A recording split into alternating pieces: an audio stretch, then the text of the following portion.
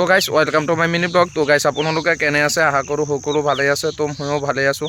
তো গাইজ আজিৰ ব্লগটোৰ জৰিয়তে এনে এটা কথা ক'ম, মানে আপুনি ছাকচেছ হ'লে আপোনাক মানে বেলেগ মানুহে আপোনাক কেনেকৈ ডুবাব পাৰে সেইটো চিন্তা কৰি থাকে। গাইজ চাওক, আপুনি ধৰক কিবা এটা ভিডিঅ' বনাই আছে বা কিবা কৰি আছে, সেই মানুহজনে আপোনাক কি কৰিব মানে ক'ব এনেই বনাই আছে, ভাইৰেল কেতিয়াও হ'ব নোৱাৰে। গাইজ হওক বা নহওক মানে ভিডিঅ' বনাবই লাগে, কাৰণ আমি ভিডিঅ' বনালে মানে ধৰক আমি ছ'চিয়েল মিডিয়াত যদি কাম কৰোঁ তেনেহ'লে আমি মানে বেলেগত কিবা ইণ্টাৰভিউ দিবলৈ গ'লে মানে আমি অতি সহজে চব কথাকেইটা ক'ব পাৰি। গাইজ মানুহে যিমান কওক আপোনালোকে কেতিয়াও হাৰ নামানিব, ভিডিঅ' বনায়ে থাকিব বা ছ'চিয়েল মিডিয়াত কিবা হ'ব পাৰে বা নোৱাৰে, যাতে মানুহে গম পায় আপুনি ছ'চিয়েল মিডিয়াত কাম কৰে বুলি।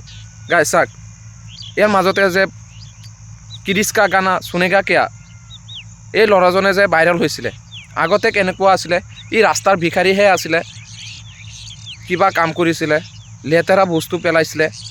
সি কৈছে নিজৰ মুখেদি, মানে সি মৰা কুকুৰ পেলাই 300 টকা দিয়ে আৰু মানে কিবা প্লাষ্টিক বস্তু বিক্ৰী কৰি থাকে। গাইজ আজি সি আগতে মানে গান গাবলৈ পাৰিছিল, কথা ঠিকেই শুনিছে আপোনালোকে, কিন্তু সি মানে ছ'চিয়েল মিডিয়াত কাম কৰা নাছিলে।